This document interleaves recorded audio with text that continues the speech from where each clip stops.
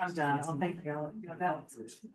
Want to grab an extra piece of pizza and find a seat? Does everybody have a packet in front of them? Looks like it. Okay, and later, if you want to get started, we're gonna go. Want to go over your two slides, your consensus and meeting etiquette? Sure. So just a reminder, the meeting etiquette and values we decided on at the beginning of this process, decision-making through collaboration, active participation. Everyone gets a chance to share their views and respect. And just a reminder of what consensus is. Does not mean unanimous agreement, it means everyone can live with it. Yeah. All right, so today we're gonna go over some housekeeping items and updates. I have got someone from the county here that's gonna talk to us about the recovery plan for a couple minutes. And then we're gonna move right into finalizing the vision statement. So we'll Call it tweaking. Tweaking. Small changes. yeah, so we'll do that as an activity, and then pretty much the whole rest of this meeting, we're gonna go over the questions that you all had for us during our phone calls.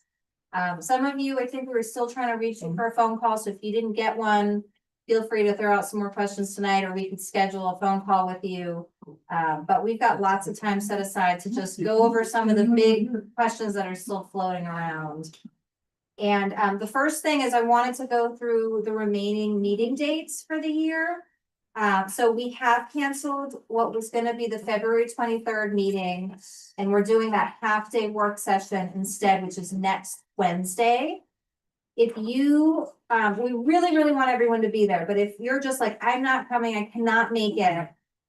We have an opportunity this week. We have some time that we could do a virtual meeting with you and talk to you about some of the things and get your feedback on them so that you're not just totally out of the loop.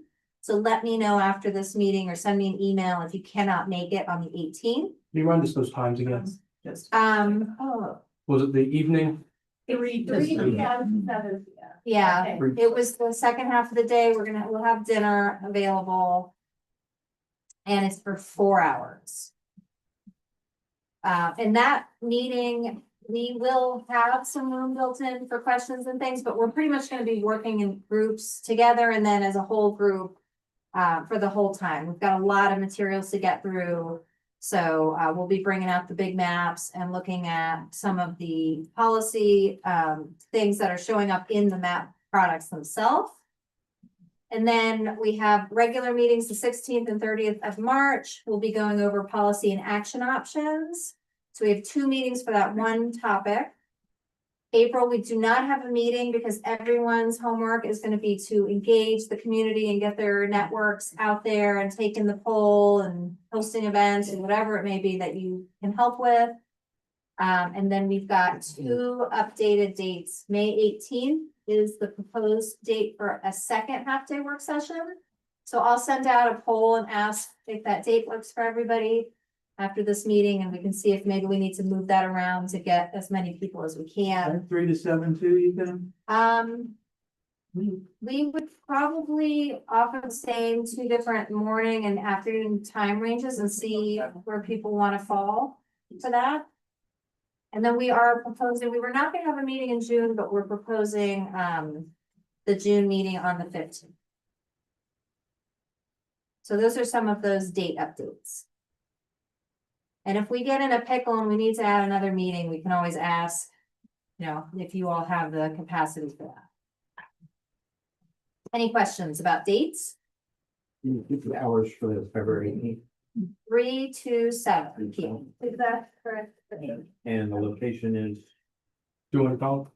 200 College Street, where the commissioners' chambers are, that big building on the corner of Woodfin and College, right? College, it's the first floor conference room. Yeah, so when you, Adjacent. Yes, and we'll park if you park in the deck, we'll give you passes to get out. all right, so just to give you an overview of that meeting, it will be a public meeting, but we do not have time built in for public engagement. It's really a work session for you all to get through some of the really specific recommendations that we're starting to draft. We're gonna look at the future land use map, we're gonna look at the housing density map, and then a bunch of different transportation priority maps. So these are from the design workshops where we had the public come out. These are the solutions and some of the ideas that we took from those workshops, kind of summarized and cleaned up and then reviewed by our technical expertise committee before bringing it to you. So we'll have a lot of stuff we want to get. Just another update, we are going to bring you the existing condition study and our hazard assessment hopefully by the March 16th meeting. So you'll get a copy of them in your email prior to that meeting so you can start reviewing them. 100 pages? I don't know, that's what I thought, but maybe not. All right, All we'll 100 discuss pages. it. We'll discuss No, it. You say 100 or 1200? I'm comparing you, it's a 100-page Oh, I thought you document. said 1200. We're not cutting it 100 sounds down. good. Yeah, Yeah. the full documents will be in their final draft, ready for public review at that point. So we will get copies to you. You do not have to read them. You can still have the summaries that we sent earlier or late last year. But if you want to flip through and mark them up and ask questions at a meeting afterwards, you'll at least have copies of. Any questions about that? Okay. And we're going to talk about these a little bit later. Carol, what's wrong? Oh, nothing. Okay. Just before we move on, I wanted to introduce Fern and Liz. They are the new long-range planning interns. And you will notice Say your name one more time, please. Fern, Fern. Liz.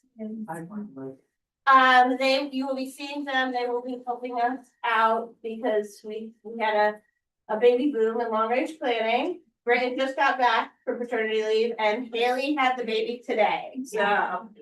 We don't have any, we don't have any other details besides she had the baby today, that's all we got.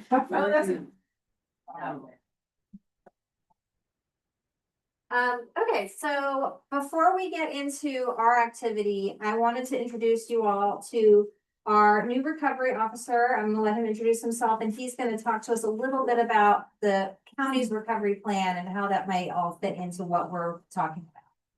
Thanks, Shannon. Good afternoon, everyone, or good evening. I'm not sure we're gonna have that window there. Kevin Madsen, I am the Lane Recovery Officer for Buncombe County. I have been with the county now since early November. And as of last week, we actually have a recovery office team. So we've hired 2 project managers and a business analyst to help out with our grant applications, but we have resources that are becoming available with the development of that Lane Recovery Office and guidance with the recovery plan. Our focus area is on the projects for Buncombe County, which of course includes Swannanoa area. There are 31 projects within that plan, so if y'all have already looked at it, they're more of framework projects. So each one of those projects has expanded components within them as well. So 31 at present, and this can change by tomorrow, equates to about 138 projects as well. So we have got quite a bit of activity going on with the recovery office as we're getting stood up and looking at all of our needs for those projects as we get going. Of course, one of the key elements of that is funding. So we're going through and working on a number of grant applications with our community partners. Some of the big focus areas we're looking at now is through North Carolina Emergency Management and FEMA is a hazard mitigation grant program. And then with HUD, the Community Development Block Grants, the DR version, disaster recovery. Those are 2 big projects we're working on now for applications. And those will be coming through the end of Q1, part of Q2 as well.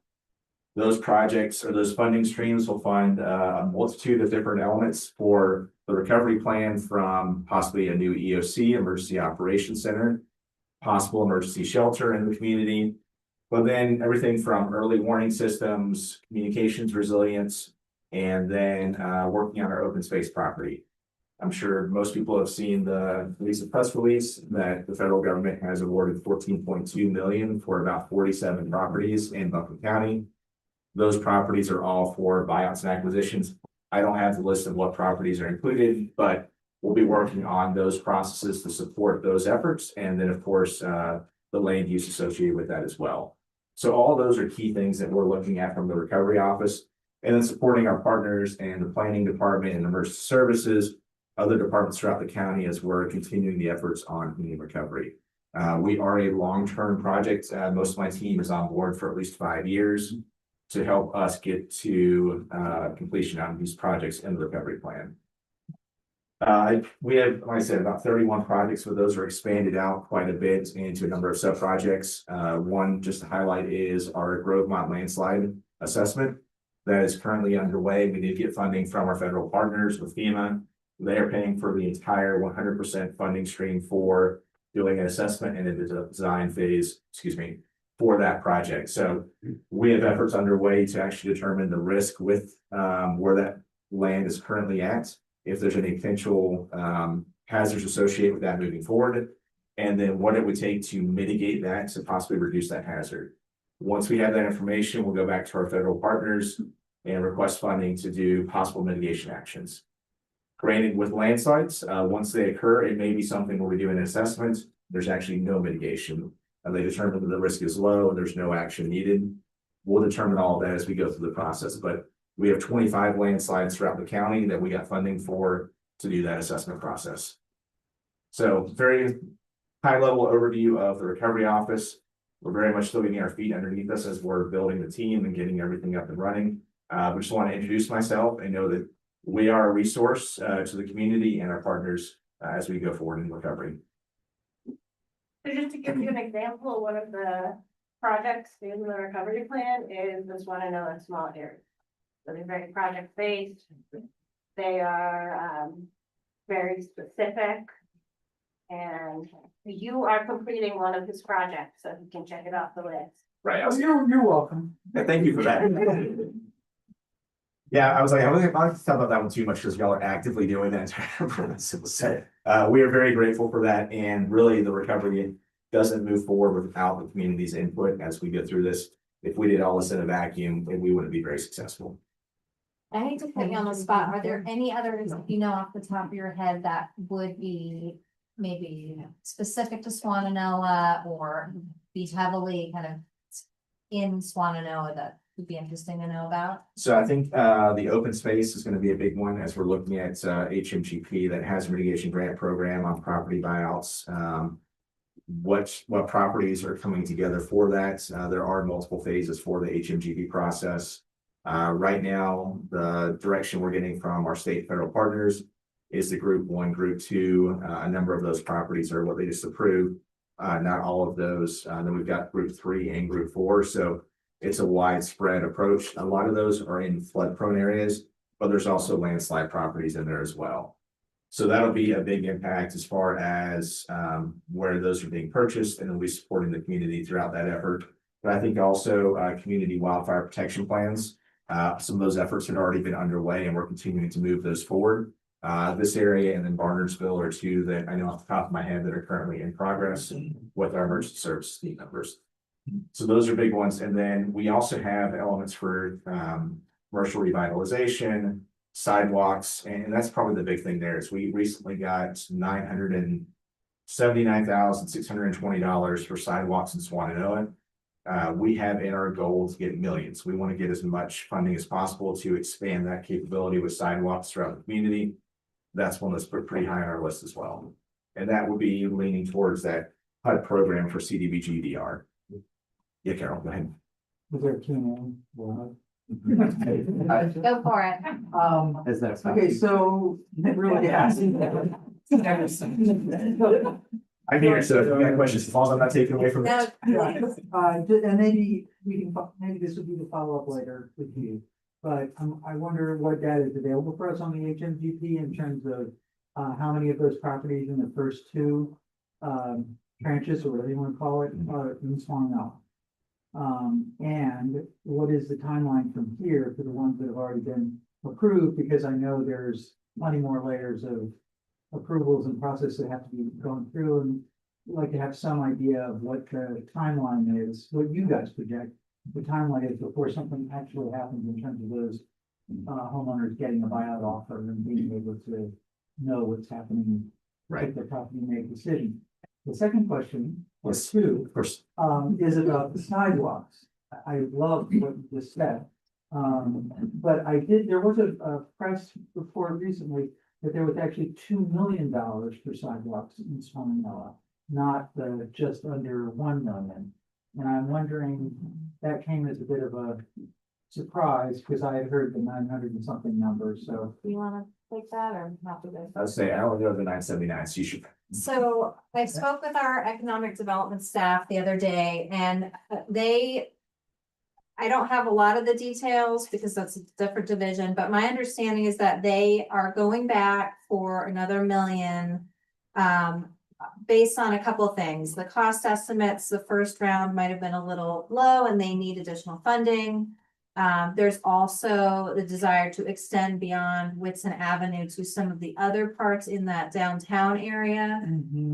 So the 2 million number, that is something that I heard, and we can try to get more information about exactly don't what think it's- section. It was very It specific. had. It said Railroad Street and Woodson Avenue, and it was So, $2 million. Yeah, there's a And section. county was, apparently the county commissioners had just approved the funding with, going for this funding or accepting. They might have approved Comment. staff pursuing the Yes. funding. But my understanding is that it hasn't been obtained yet.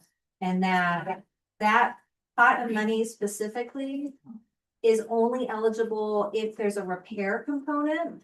So that's one of the reasons why Whitson Avenue Right, was the one that had to get chosen, because it's one of the only sidewalks. Those sidewalks are in disrepair, so it was eligible. I've been told that there's a sidewalk on Railroad that makes that section also eligible. yeah, it did mention specifically railroad and Woodson. Okay, but for the other areas that don't have a repair component, that's where we are gonna have to pursue funding that does not have that repair Is requirement. that CDBG money? No, it's a different funding stream. It would be CDBG-DR infrastructure. We've just recently got part of the guidance on the state's action plan. But the application window is probably Q2. And isn't it economic development? It has Yes. to benefit small businesses and have a repair component to be eligible for the funds. Whereas So CDBG, it's an article for this. It's a Black Mountain News article, February, that Swannanoa sidewalks to see $2 million in report. Check with Yeah. you, we'll just check with DB and get back to you. From my understanding, you have to go to the commissioners a couple times. You have to ask them if you can apply, then you have to go back when it's awarded. So I'm not sure where in the process it is. I hope that we got the money. That would be fabulous, but I'm not, I don't know. Okay. that's a great point. I feel like the month of November and December I spent with the commissioners nonstop, because of that process. And we'll see the same thing with, community development block grant. We'll have to do at first an award notification. There'll be a public comment period, and then of course for the grants, we'll have to basically put packets together and say we're applying. So we did a briefing 2 weeks ago on part of the Parks and Recreation Trust Fund. I think I did that. Thank you very much. Part of grant for boat launches with ADA compliance on French Broad. Okay. So that was a grant that was put in for, we had to announce to the commissioners we're seeking that funding source. And that there's a match that would be associated with that in the future. So we'll be doing that same thing on the other grants as well. For CDBG-DR, and that one specifically for the HUD requirement requires public comment. So there'll be notice for those, and it'll be, to your point, seeking and not awarding, but we're seeking to put an application in. And then, of course, when we get a award, that'll be part of the commissioners as well to accept that award. Okay. And it'll be very clear on the commissioner's agenda if it's not very clear in whatever. They may have missed. We can give you an understood update. In the article, like, much you want it. Okay, how about the hazard Yeah. mitigation, you know? Yeah. So on the first one, I don't know yet. We just actually got agreements to, there's a whole agreement process and a review. I will share that I was the emergency manager in Johnston County, which is kind of east of Raleigh during Hurricane Matthew. Average time frame was about 19 and a half to 24 months for us to even get our first one through the process. Some have taken up to 5 years. I did acquisitions in Colorado Springs as well. Those were landslides, more complicated. That was a 5-year window on those. So they can be prolonged. I will say that once we get guidance from the state with this new agreement, these new batches that have been actually awarded and obligated, they'll give us indication of what that timeline looks like. The way the state did HMGP for acquisitions, elevations and reconstructions for Helene is the state was kind of the coordinating entity. So we're supporting the state through that process, whereas during Matthew, the counties actually led that effort. So it's a little bit different in the approach that actually may change some of the timelines up. But I would say that we'll have better guidance within the next month or two on one, what properties are included, and then kind of what the process looks like. So at some point, we might be able to know like, how many will be there in Swannanoa, even if we're not specifically identifying, parcel specific information, but just some idea of. If it makes you feel better, Carol, I've been begging for this information since Yeah. last year and I still don't even have it, so. And Doesn't make me feel better. and we'll note for we're doing this in a couple of different disasters before. The homeowners always have the option to decline up until closing. It's kind of like selling a house. They'll go to a closing attorney and sign the paperwork. And at that point, then they're done. You know, they're officially have sold their property to the states. It's been registered with the Register of Deeds. At that point, it's owned by the government. So there's a little bit more information there, but the homeowners can still elect to not participate up until that point in time. So there's a degree of privacy associated with the information. But Yeah. once again, I know that these properties are all related to flooding, so they're near blue line, not landslides in this first round. Okay, thank you. Of course. And I will also offer, if you like, have me come to an SGA meeting as well at some point. That actually might, I was gonna mention that might be a great thing to do. Of course. Do you have a card? Would you like? I just got informed today that they should be coming next week, but I will write down my phone number and everything on a sticky note for you. Okay, great, and thank you. Okay, any other questions while I'm here? Okay, thank you all very much. Thank you, Kevin. All right, so we are gonna move into finalizing the vision statement that goes into the plan. Of course, it'll have opportunities for updates through public hearing process, commissioner review, but this is the last time we're planning on looking at it together as a group. So you all should have a copy of the summary of the results from the poll. And just to remind you, it was not only the vision statement that we asked the public about, we also asked them to provide us feedback on the study area boundaries. So the resilience area, which is kind of that larger area of Swannanoa, and then the specific highlight area boundaries. So you've got those, 304 people provided feedback either through paper poll or through the virtual poll. On both of those, 77% of people agreed with the vision statement and did not want any changes. And then 83 to 84% agreed with the map boundaries. So having said that, the majority of people did not request changes, but we have summaries of the changes that were asked for that you can look at in your handout. And I've got them on the screen here as well. So as a group, what I would like to know is, do you want to look at some of these requested changes and consider them as we make the final edits? We can just leave those suggested changes.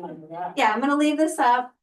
And then we're going to have staff come to each one of your tables and we can take notes, we can help you work through them, and then we'll look at everybody's tweaks together as a group after about 10 minutes Yes. of getting to look at We're it. gonna put some limits on this. 10 minutes, Oh. you get 10 minutes to discuss it and come up with changes you really, really wanna make.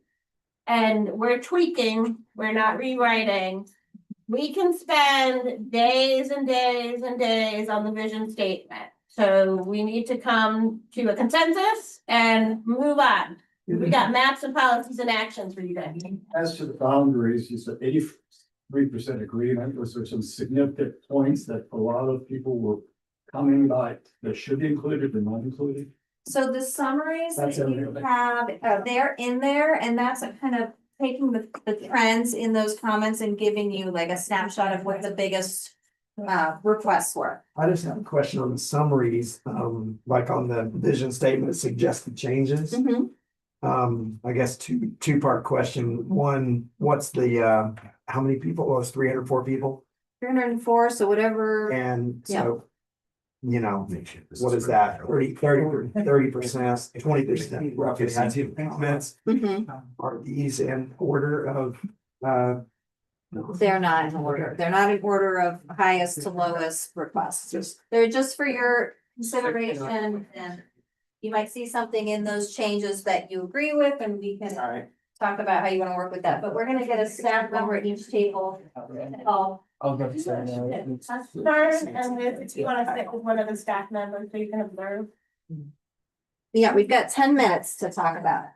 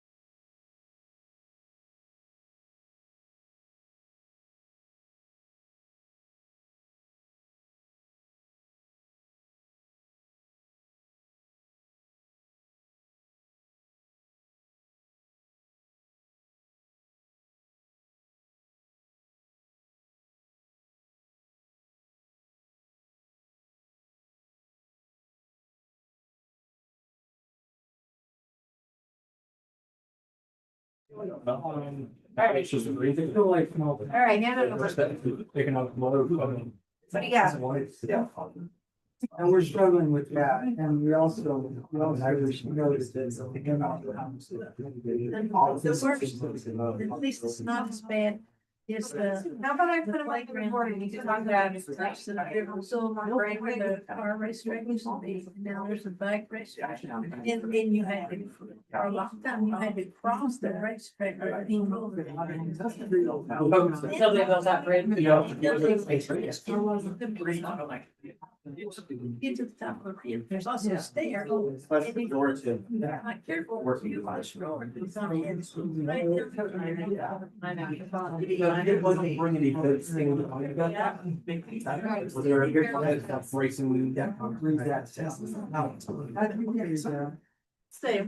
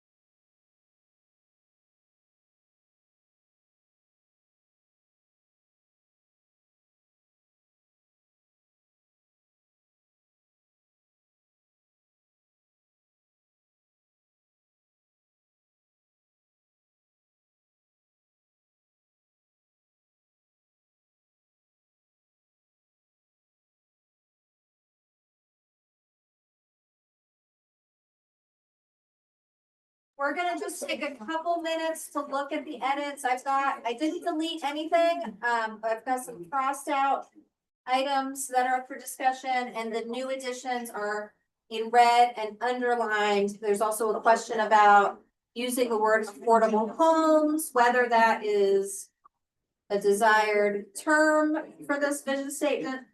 So if everybody can grab their final cookie for the moment. Shannon, shouldn't it be Swannanoa is an accessible apostrophe, equitable apostrophe, engaged and welcoming? Comma, not apostrophe.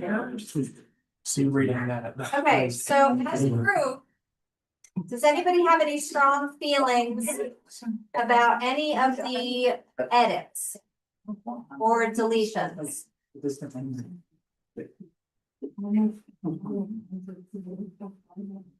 And the, in between heritage and character, you can take out the and put a comma.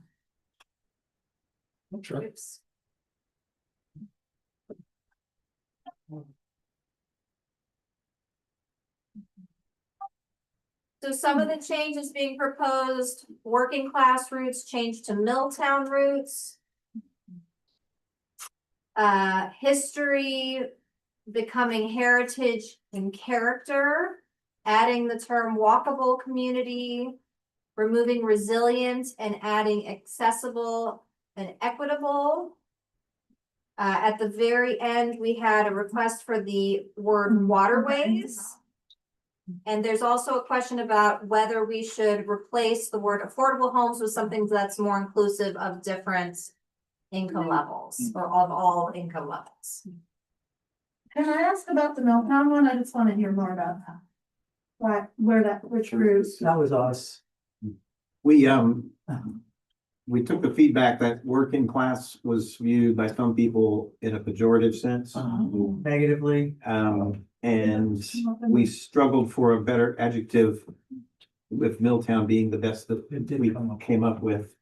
We considered manufacturing, we considered small town, we considered hardworking, we considered, and to try and convey what we felt working class was trying to convey, Milltown comes the closest. And it's also just tree. Where did the feedback come from that it was perceived by some as pejorative? If you actually read all of the comments, Oh. which I did. Twice. It was in there a fair amount. Would you agree with me? So just Yes, that it they was cannot not There in was, there. for some reason it didn't make it, but it was definitely in there. And I've also received that verbally. Some feedback about that, and I get it. It uses the word class. And I think when you bring the word class in, it sort of makes it seem like we're dividing people into classes. And so I think the Milltown, I mean, we really struggled with like a substitute, but what I would do for that first sentence is I would not put all those adjectives up there. I would go back to Swannanoa is an engaged and welcoming community that honors its heritage and character. Heritage, character, and wait a minute, no. Swannanoa is an engaged and welcoming community that honors its heritage, character, and its Milltown roots, yeah. It's hard to read. I think there's too many adjectives. up Also, there. we use accessible Yeah, twice we already in a used very accessible like further down small. and- That's true. I think we shouldn't use the same I word think it's twice. important to that group to have something about equity in though. That's why they wanted to add equitable somewhere, but it could be added somewhere else if they're okay with. Yeah, it feels like equity is built into this in so many different places already. A bit of a loaded word right now. Unfortunately, it shouldn't be, but it is. So when we first had the conversation, we had the conversation about the word equity and we decided, I thought we had like talked about defining what equity means, because some conversation we had maybe at one table was about making sure that we were saying, what does equity mean to this process, which is how we got to the defining like the affordable homes, accessible transportation options, and parks and gathering spaces, versus just saying equity, which people could define in a lot of different ways. Like it's kind of one of those buzzwords that people say, but what does it actually really mean? Did we get feedback that? And it actually does, should be I, different? this is not, you know, I don't agree with it. But when you are applying for grants, if you're applying for grants at the federal or state level, they have made it very clear that they don't like the word equity. Which is stupid, but I'm just putting. It was in the feedback from our community girls and this is, I think, why we brought it up. Correct. But I want to, like about the Milltown piece. I think that is part of Swannanoa's history, but it seems to me that is one part of Swannanoa's history, and that we also have an agricultural history. And so to try to. I don't wanna try to like have a whole conversation about whether class exists, because it does, just like race exists, just if people don't want to name it as a way that people experience the world, then they don't have to, but like it exists. People are working class. So to me, we either say working class or we don't, but Milltown only gets to part of the story. But the, If we say Milltown and agriculture, does that capture the water? That's better. the farmers were working at. Okay, so Karen, But you- wait, hang on, what was that, Dee Dee? The important thing to connect with Milltown is the word roots. It's not intended necessarily to be all inclusive of everything that's been here, but without the mill, Swannanoa itself wouldn't really exist as the place that it is. Okay, how are we feeling about that, Because the mill was brought here. that first sentence? So right now it is Swannanoa is an engaged and welcoming community that honors its heritage, character, and Milltown roots. Wait, can we hear what Dee Dee had to say first? Sure. What I said was the farmers were working at the mill. That's how they could afford to be farming. I think that's.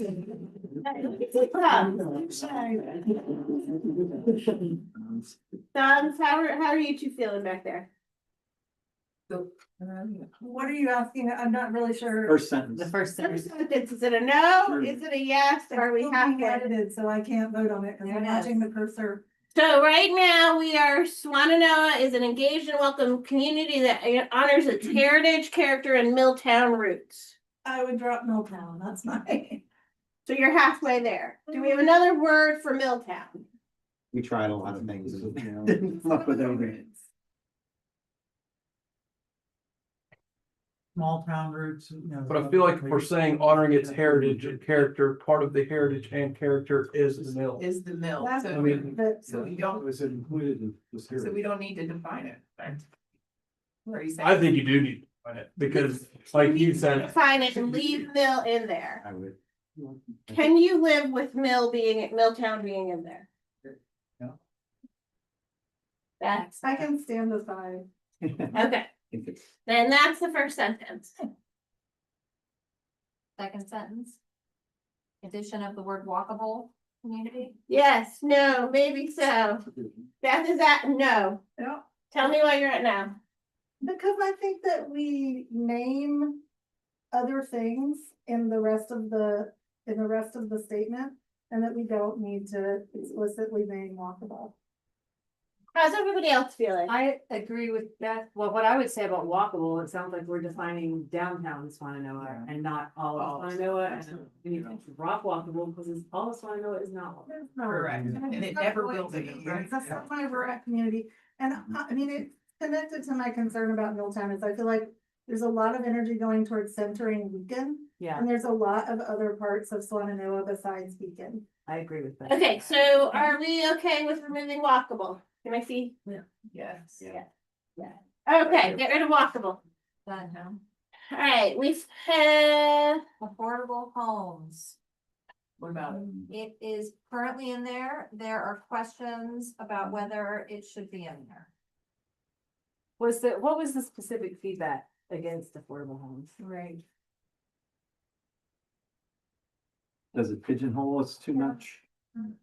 There were, It was number 3 on there- the feedback. there were a lot of people who, in the who wrote comments. The project. make a suggestion, like, and I will say, we don't have an affordable housing crisis in this county, we have a housing crisis, period, the end. We foster well-being with homes for everyone, say that one more time. homes for everyone. No. I still think we need affordable homes. I think affordable needs to stay in there. It's one of the last places in Buncombe County. In that have every- affordable housing. Can everybody agree that affordable stays in there? Yeah. Okay, I don't know what the cost was. Yeah. yeah, the answer is yes, okay, affordable homes, Final edition. And waterways. This is from Dee Dee's group. Fine. All right, we have our vision statement. Yay! All right. We are probably running a little behind, so I'm just gonna get started on the boundary results.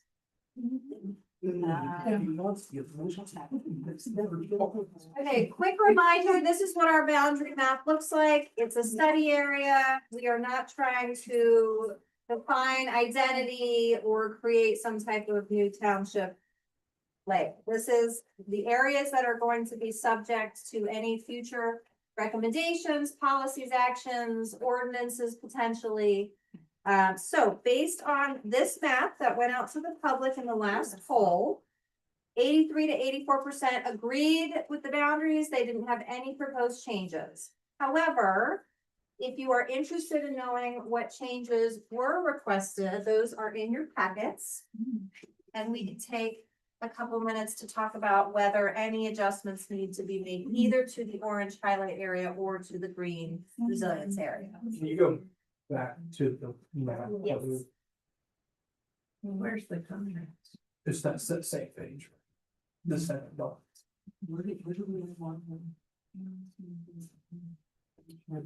So is Bee Tree area not included in the orange? Part of it is, it depends on where you consider Bee Tree. So we get, where are we? I think Bee Tree Road.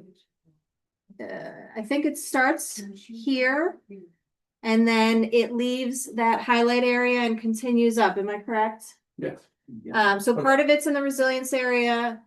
Part of it starts down closer to Warren Wilson and where it heads into the town center. So can you remind us the difference between the resilience area and everything else? So think of this orange highlight area as where you would want to focus more on growth, where you would want to have higher density uses in order to be able to protect more of those rural areas. This is also going to be where your concentrated utilities are, your sewer service, your public water. You might have more concentration or focused concentration of your transit service going in that area. So just more resources, less, the big part of this area is there are no steep slope overlays in that area and no landslide hazard areas in that area. So the valley. The valley. Of course, it's got floodplain, but Sure. all of those other kind of slope specific hazards are gonna be in the green. I saw a comment in there about the resilience area being too large because that might take resources from the areas that need them in Swannanoa itself, by including Riceville.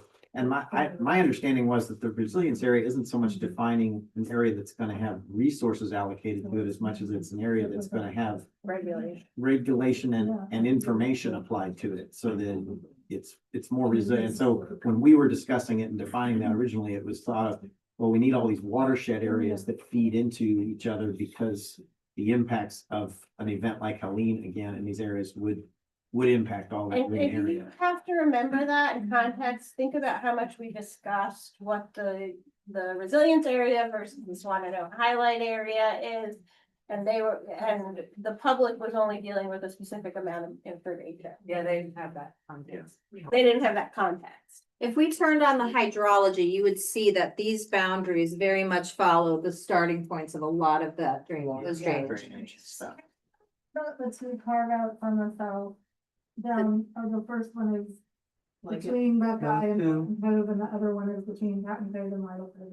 Patton Cove, I can't read what. Green goes up again. These, Yeah. so this is very heavily landslide hazard and steep slope area, so they've been pulled out of what is essentially growth boundaries. So basically, they would be less developed because they're not orange, because they're steeper slopes. So they're already protected in many cases because of the steep slope overlay, but we have brought in also that landslide hazard, which we do not have the same type of protection. So this map would reflect pulling some of that growth pressure off of those landslide areas. Yeah. And in general, after Helene, the county planning department is gonna look at our steep slope high elevation overlay and our protected ridge overlay. and figure out what we need to do with those landslide hazard areas and those debris from pathways. And one other thing that is probably not apparent in this map, over in Lytle Cove, we had a lot of discussion about this section last year. We're gonna talk about the future land use map recommendations at our next meeting at the work session. And this area is all steep slope. So this shows it as a growth area on this map, but in our first draft recommendations, we're gonna recommend that there be more protections than that. But So I there's a little thought that disconnect. we had drawn a line. Yeah, it goes straight across. No. Back to where it is between the patent code, that's not the section that's carved out. Yeah, this one. Yeah, I thought we had drawn a line across. there. There had been a gap like that looked like this here, and we drew the line and brought that And all we drew a in line in the other one because that is where I live. right here. Yes. So you want that to be a growth area. We had drawn a line across there to include that in this plan. Okay, as not as a resilience area, but as a growth area for future housing density, commercial and industrial development. Is there like a link where we can blow that up? Would you ask now? Did you just do it? Are you talking about the? Hilarious. I have my son enough pictures and I literally, So this highlight area is meant to be a place where we can do a more detailed study. Yeah. And in the current comprehensive plan, this is shown as I growth can't see area. that. So We're this, kind of following that concept that it is more for. so this doesn't mean that this area is No. not part of this plan. It just means it's a resilience area. And on, when we get to the future land use map, it will be a area that's indicated for conservation. And those are environmentally sensitive areas.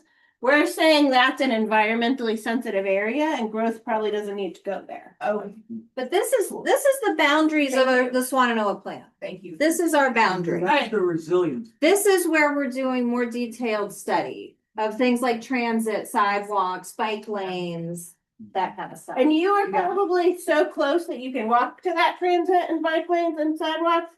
But like we are saying from a policy perspective, when a developer comes in and says, I want to build this, we say, look at our land use plan map. This area isn't appropriate for intense growth because there are environmental concerns.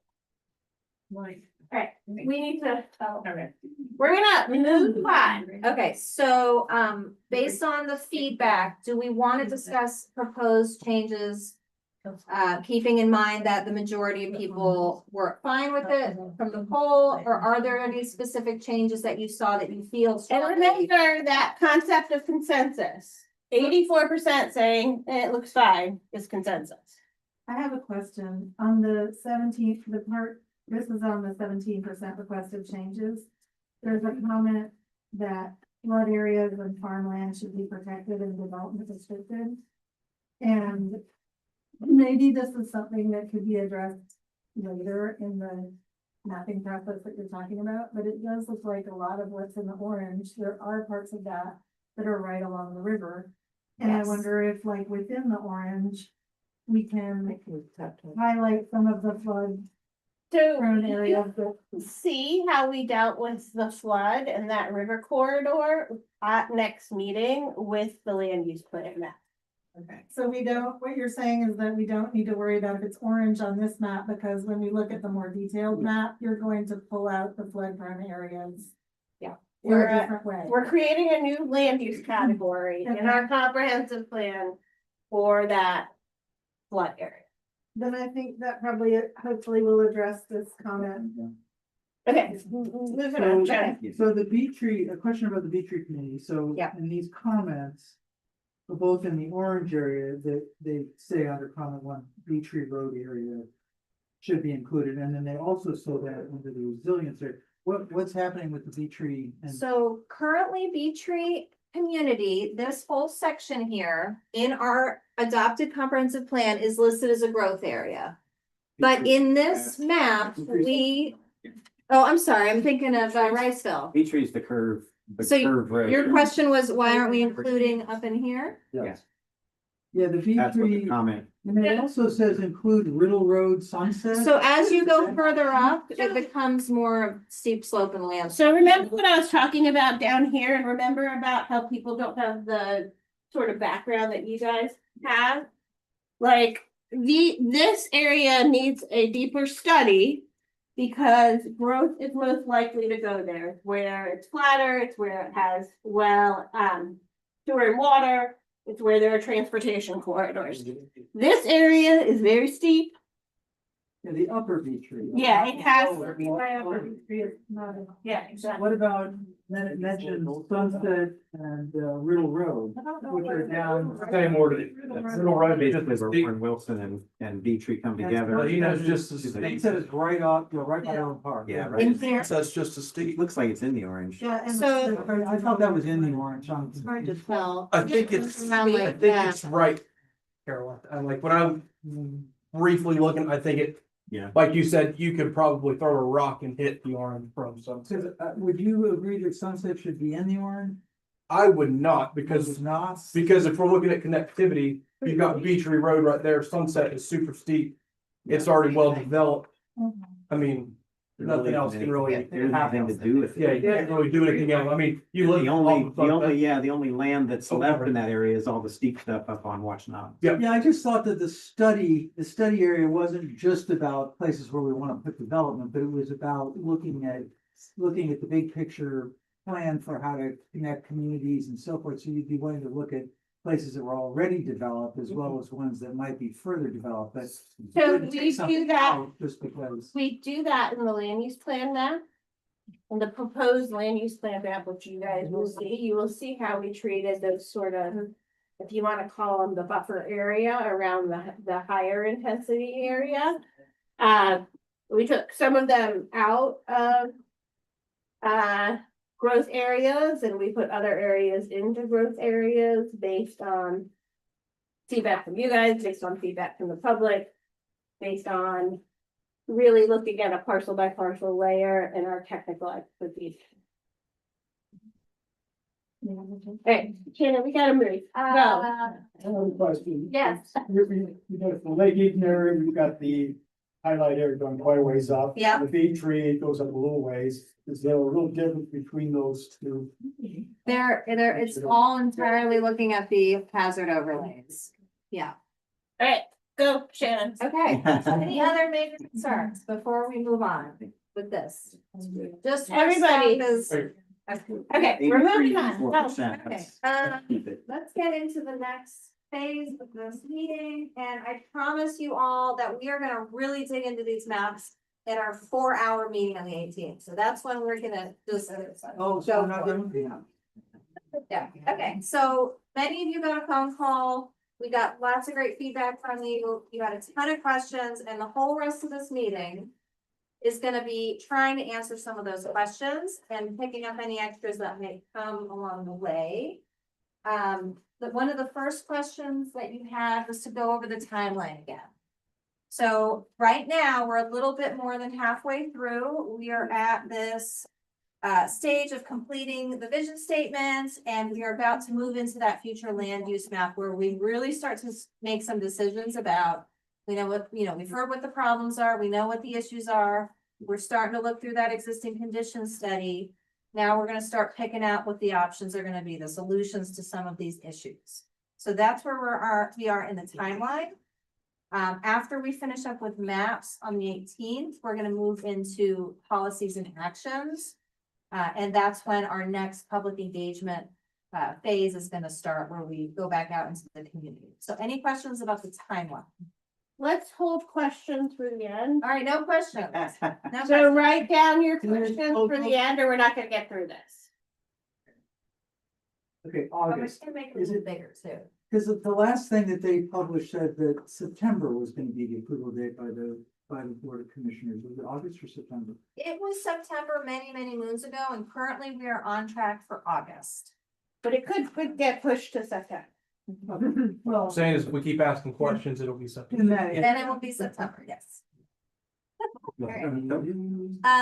This is something that we wanted to address too, based on some of the community feedback. So I just want to make this very clear for the community. You plan for change. But plans don't stop change from happening. The reason the county did a comprehensive plan after 20 years, 15 years of me working for the county was because the county was changing and we were seeing more growth. One of the reasons that Swannanoa got prioritized is because of the storm, it exacerbated that change that's gonna occur. So plans are for how you deal with that change, how you guide that change, how you want to see your community after the change, but they don't stop change. You cannot stop change. Like Dolly says, the wisdom of Dolly, we cannot direct the wind, but we can adjust the sails. So I just want to make that very clear. Change is coming to Swannanoa. I know you guys don't want to hear that. Just like my husband hates when I rearrange the furniture in the living room because my husband hates change, but I don't care. I'm still gonna rearrange the furniture in the living room. But change is coming. So I want you guys to keep that concept in your head when we're talking about the plans, when we're talking about stuff that is coming to Swannanoa.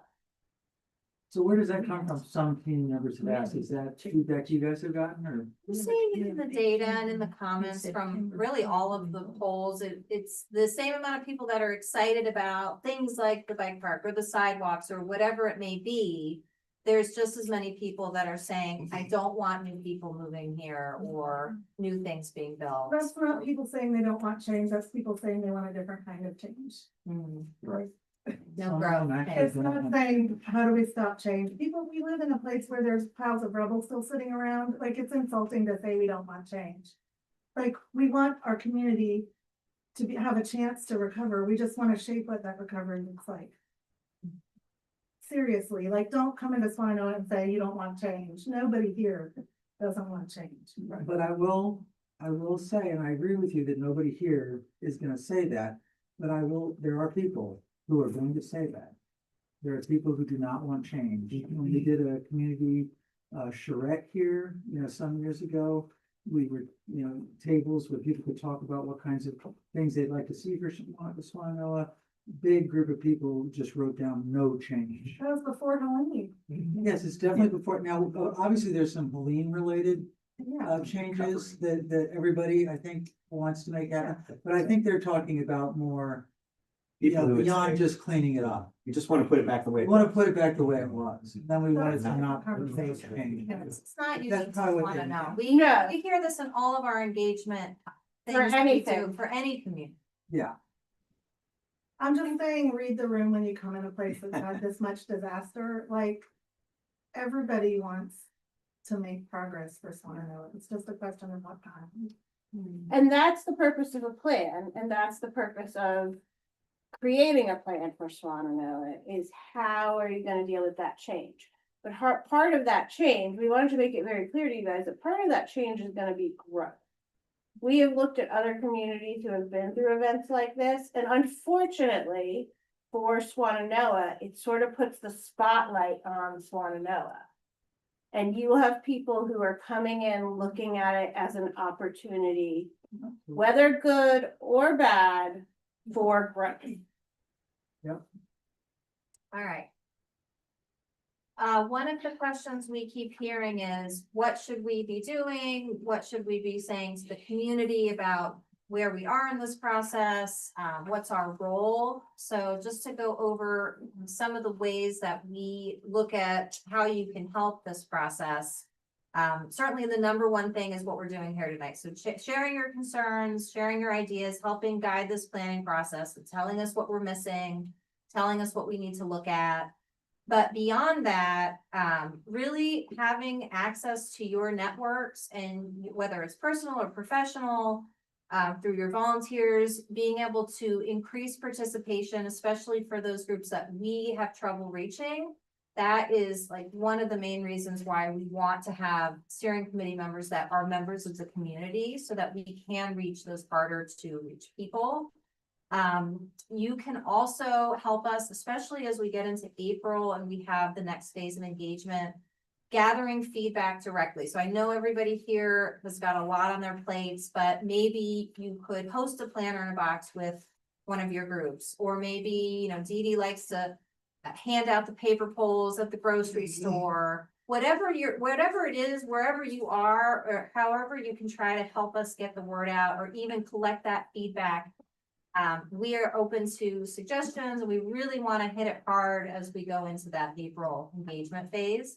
But ultimately, at the end of this plan, advocating for implementation, this is going to get adopted. There's going to be a lot of steps, and continuing to be an advocate for the plan and, you know, talking to the community about it and keeping the spotlight on those policies and actions is going to be something that we hope you'll continue to do with us. So that is just something we wanted to do a quick overview of how you can fit into this process beyond just coming to these meetings. Another big question, how are recommendations created? So we have gone through the research phase, we've talked to a lot of partners, we've done the studies, and those are the building blocks for figuring out some of those policy problems. So that the way that this has worked is identify the issues, look into solutions, and then draft the plan. So we just got through the design workshops. We got a lot of data out of those. And those policy problems that we talked about a couple of meetings ago, that's where we start figuring out what are things that the local government can actually do something about, whether it's through a funding or a program, whether it's through text amendments or changes to the zoning map, advocacy, partnerships, like so many different ways that we can look at tackling a policy problem. And what we're going to do next is move into actual solutions through policies and actions. So as we're looking at how recommendations are made, something we wanted to keep at the top of your mind is that there's feedback loops. So we did SWOT analysis, and then after that, we did a vision poll.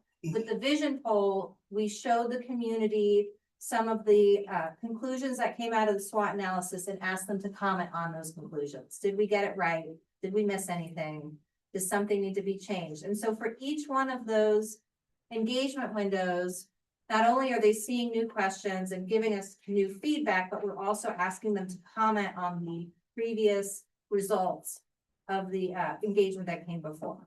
So that's how we're building on that knowledge and coming up with recommendations. And we're going to be bringing a lot of those recommendations to you all starting at the next meeting, when we really start moving away from identifying problems and moving into, well, what are we going to do about it? So I wish I could ask you good questions, but I'm not allowed to. So we're gonna go to the next slide. Any questions at the end, but I'm trying to get through it all. We've also been hearing, well, what if we miss something important? What if we don't capture this need that is in the, you know, in people's minds? What if we're not hearing from this group that has a lot of needs, but they haven't participated yet? And yes, I mean, that's a concern. It is possible that we are going to miss something, but also keep in mind that in our adopted comprehensive plan, we have a lot of policies and actions that are for the whole county, and we are still tasked with implementing those things that have already been adopted. So for example, this is just one of the sections of the comp plan. This is the goal from our growth, equity, and conservation chapter. And we talk about sustainable development patterns. We talk about affordable and middle income housing. We talk about workforce job opportunities, displacement, gentrification. So, you know, if we don't get it completely right in this particular plan, we have a whole, what's the word? We have a whole directive already for the county where we can pull some of these out into our policies and actions when we're going over them with you. And this is something that we are committed to doing. So we have this directive already. We can pull from it as we're creating policies and actions in this next phase and make sure that we are addressing some of these things that maybe haven't come out in the data yet, but you all know from your networks that it's important. And we can lean on our comp plan if we need to get to where, you know, you all think that we need to be going. So I hope that that's clear, that we do have a lot of tools that are available to us if we need to go that way. All right, another question. We haven't gotten to this step yet, but you're obviously all thinking about it already. What is the difference between a future land use map versus the policies and actions? So next week, we're gonna look at those maps, and those maps are basically changes to the current future land use map that's already adopted for the county. When our consultant created those maps in 2023, they did broad paint strokes. They were looking at lots and lots of land in a short amount of time and looking at what the goals were for the county. So this small area plan gives us an opportunity to go back and just look at Swannanoa and revise the map.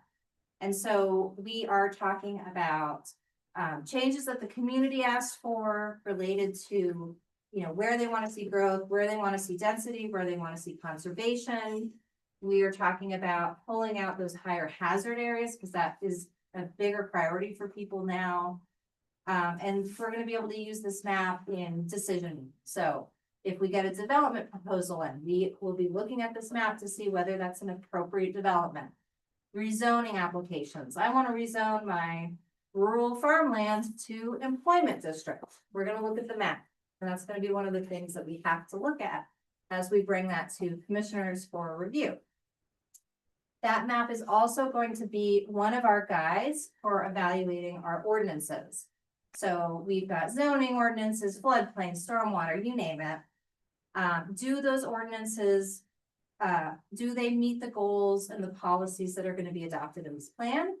Or do we need to go and edit those and change them so that they match what the community has decided they want for Swannanoa? So those are just some examples. Future land use map, it's not a zoning map. If zoning were to change in the future, this map is what would need to guide those changes.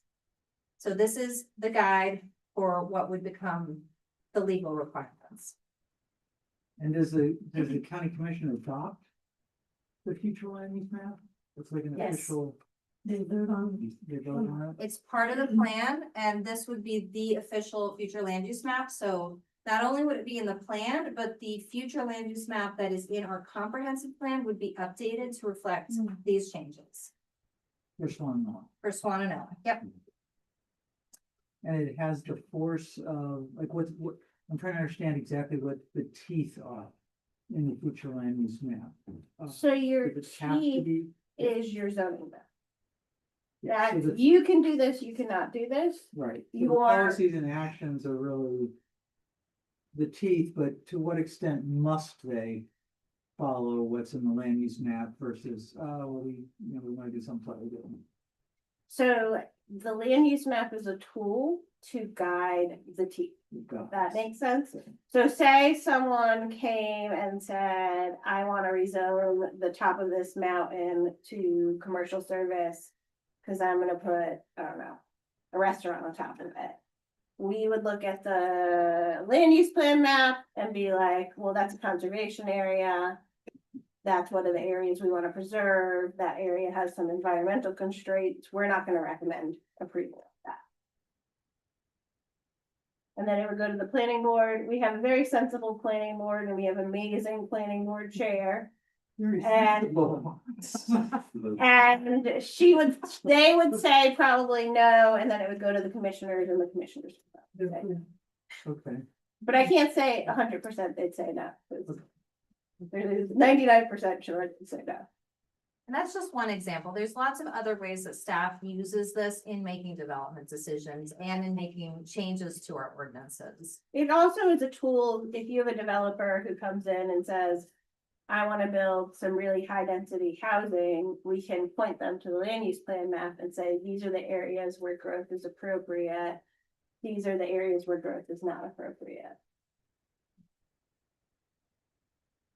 So compared to the map, which is a visual guide, which does also have its own descriptions of what those different character areas are.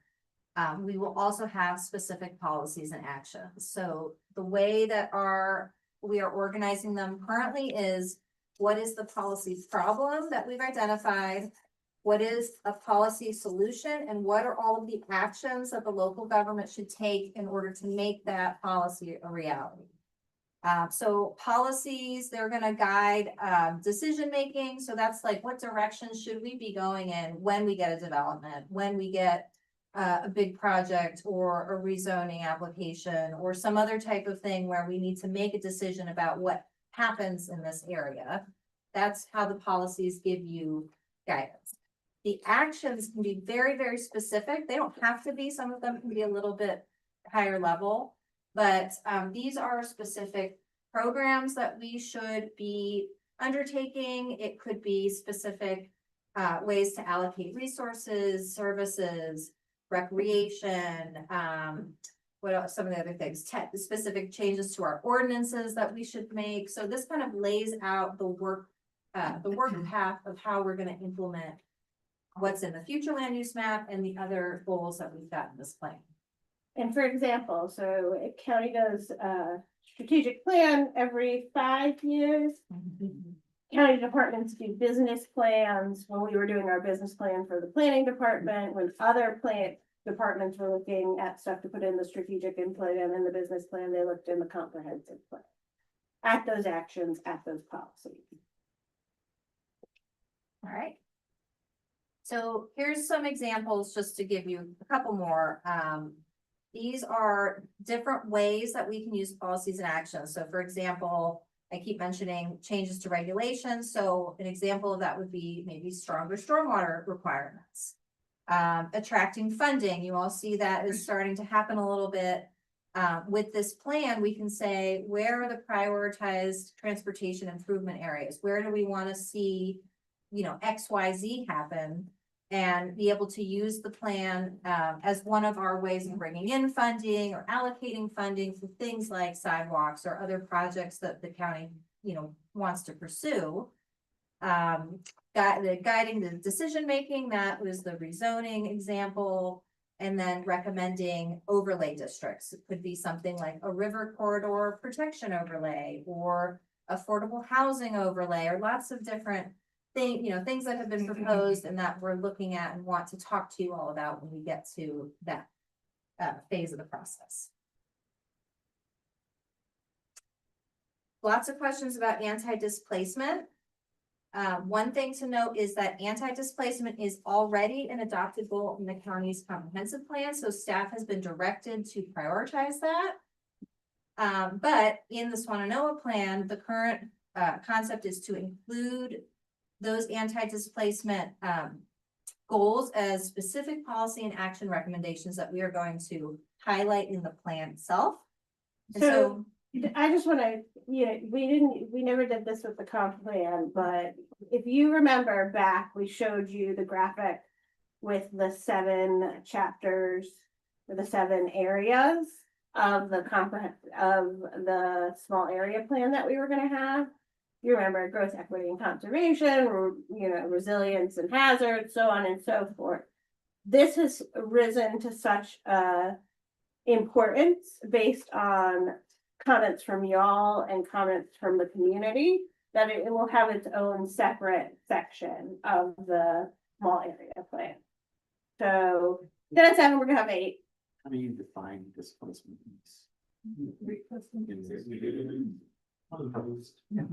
We're talking as if everybody understands what anti-displacement is, and I'm not sure I do. What are we talking about? general, one of the descriptions that we've seen that I personally like is the ability of residents to be able to remain in their homes or in their community. That's something that we're gonna need to define as part of this process, but from staff perspective, that's kind of how we're bringing it to you all, and then we can talk about that, about how you want to define it in the plan, how we want to approach it. But that's kind of where we're coming at it from. And another thing also is there have been a lot of comments about the affordability of commercial spaces.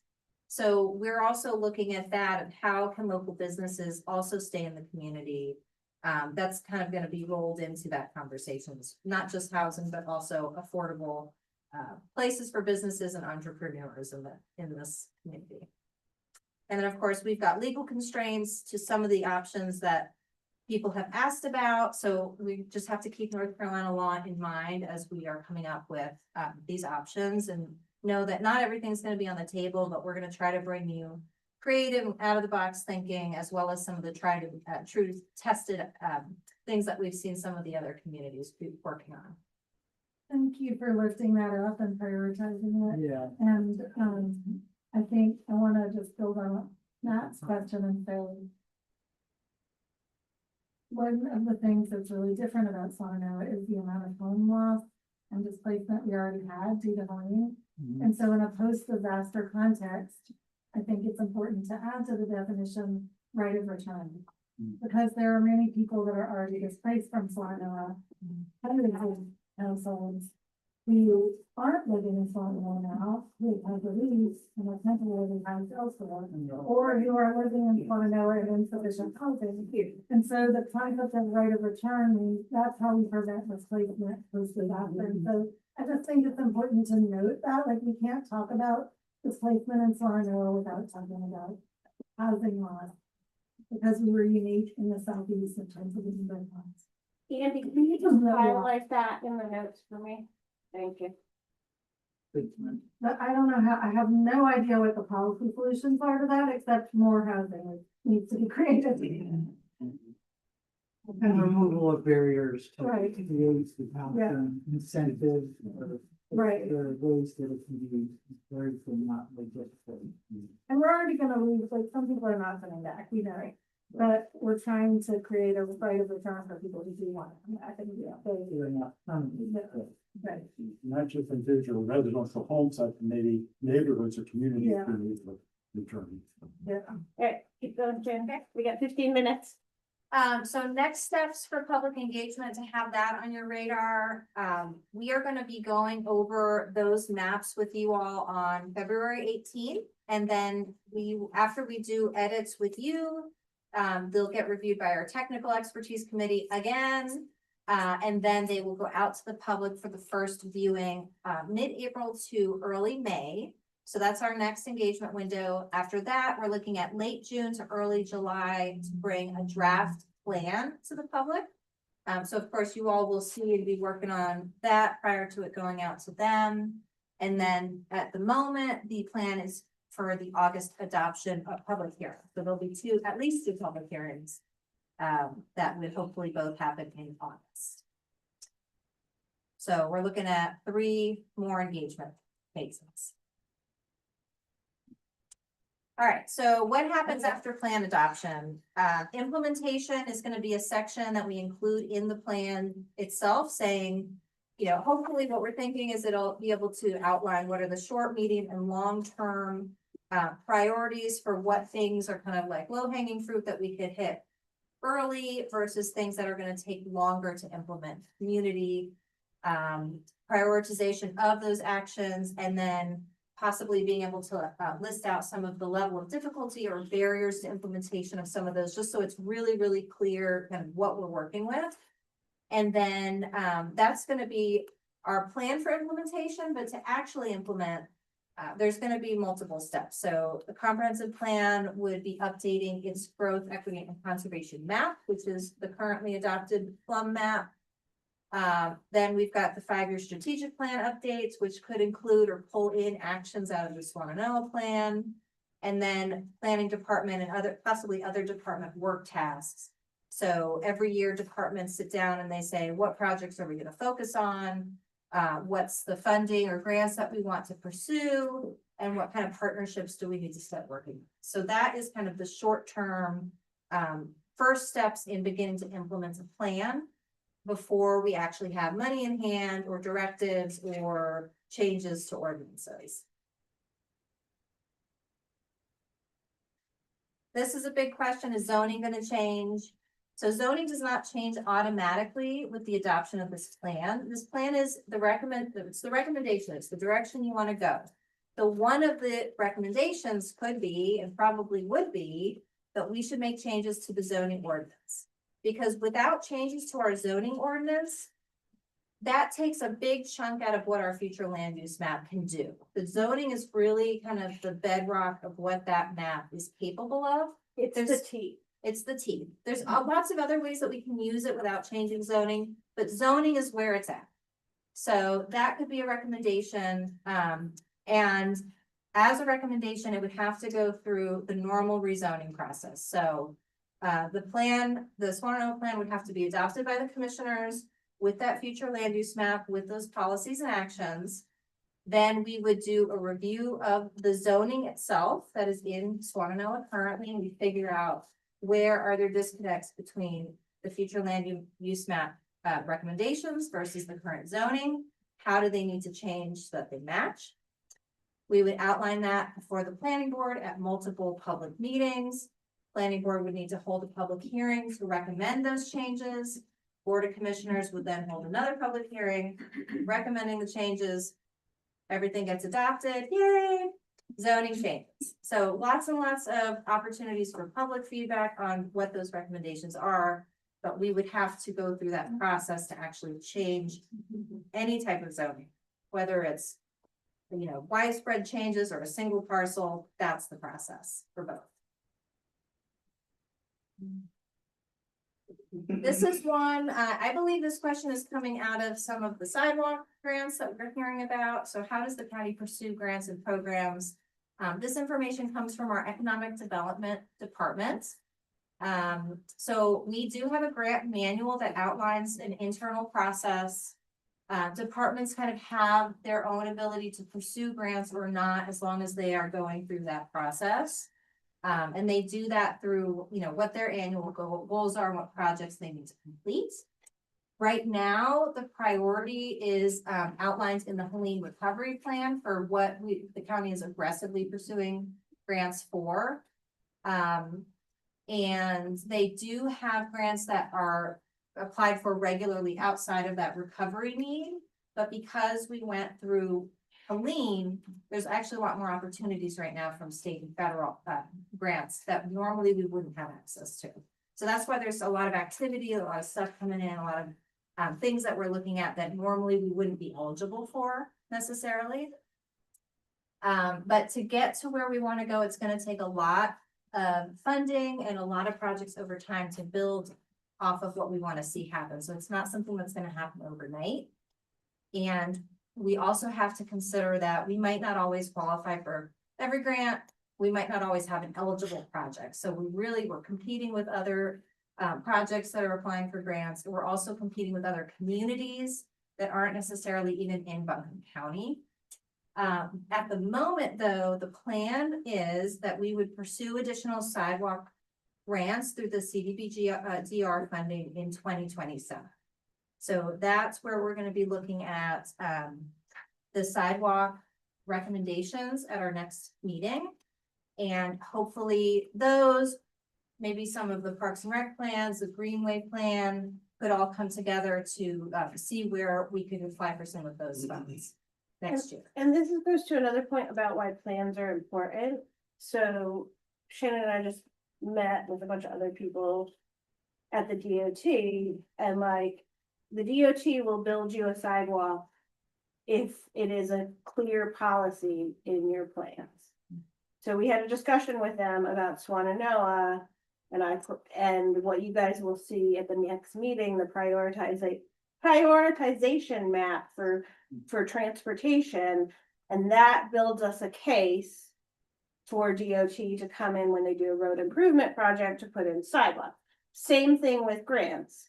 You have a much better chance of getting a grant if you can say, oh, well, here's my policies, here's my actions, here's the 3 plans it in. We as a community have said we are committed to this. When's the sidewalk project supposed to begin? For the one that's funded, Yes. We could get back to you. We'd have to ask EV, but it's gonna be a while.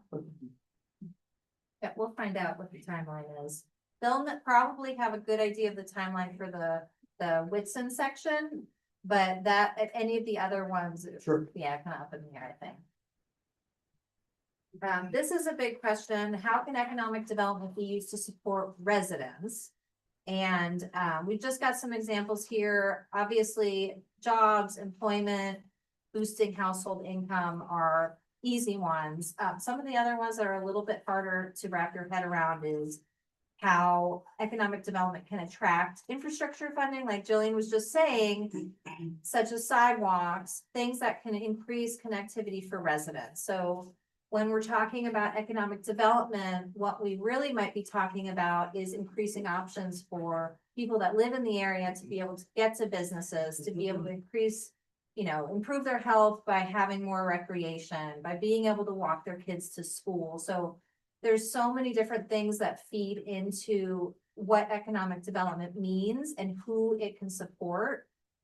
So we want to just be clear that it's not always about tourism, and it doesn't have to be about tourism. It can be about multiple priorities, and that's something that we want to make sure we keep an eye on as we're moving forward with recommendations is, how is this going to help our transit service in the area? How can we use economic development to bring in workforce training opportunities? If we can bring in more revenue from this kind of activity, what can that do to our amenities? What can that do to schools or public safety? So all of that's something we want to be talking about when we get to policies and actions, and making sure that we're crafting that language in a way that is speaking to residents' needs as well as to other needs of the county.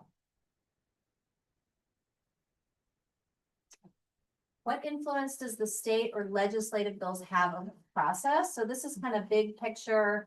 We are not a home rule state. We're a Dillon rule state. So we have to have express permission from the state General Assembly to take certain actions, to have certain local rules. And what that means is that there are going to be strategies that you hear about in other parts of the country that we're not allowed to do. They're either illegal or they are going to set us up for a lawsuit. So the bottom line for staff is that we are going to have to look at every proposal, every policy and action that we might hear from the community, and we're going to have to make sure that it's something that we're allowed to do. We are a mother may I state. Mother may I have conditional zoning. Mother may I use this incentive for affordable housing. Believe me, Shannon and I and every planner in this room really wish we weren't a mother may I state. So that's what it means to have the state process influencing this, is we just have to be careful that we are bringing proposals to the community that we are allowed to do, and not promising things that just are not going to be a legal option. Somebody had asked how we're coordinating with Mountain True. So you all know they're working on a community recovery plan. We have bi-weekly meetings with their project manager to talk about what they're working on, what they need help with, what we need help with. We've been attending each other's events, sharing data, sharing public input, so that we can look and see if they're hearing things that maybe we've been missing and vice versa. Trying to coordinate our public engagement windows to make sure that we're not hosting events on the same night or asking the same questions when maybe they can ask one for us and we can ask one for them, and not try to tire people out that way. But in the big picture, the Swannanoa plan is what the local government can do. What are the options that we can work on?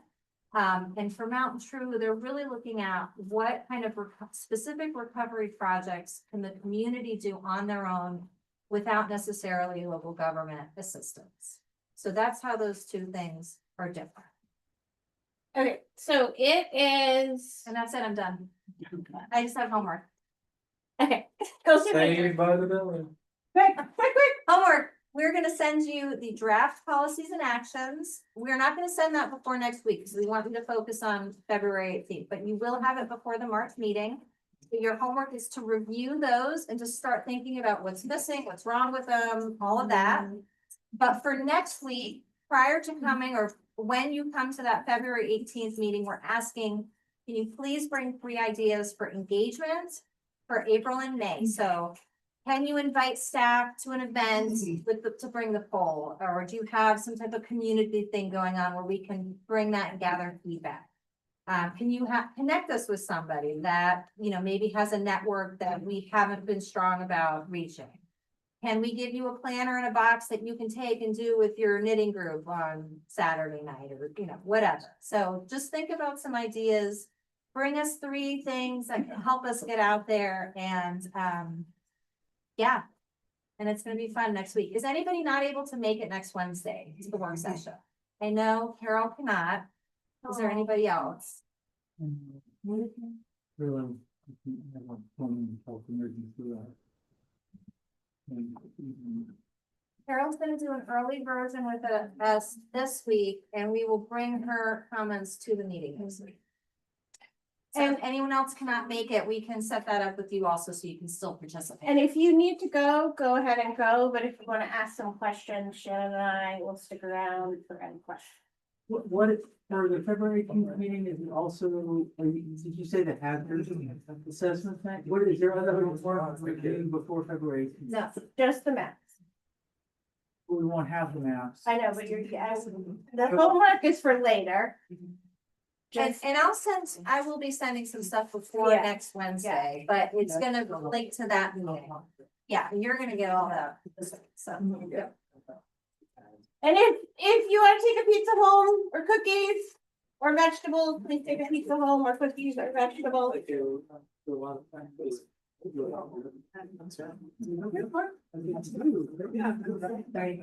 so, you know, thank you. If I can do anything else.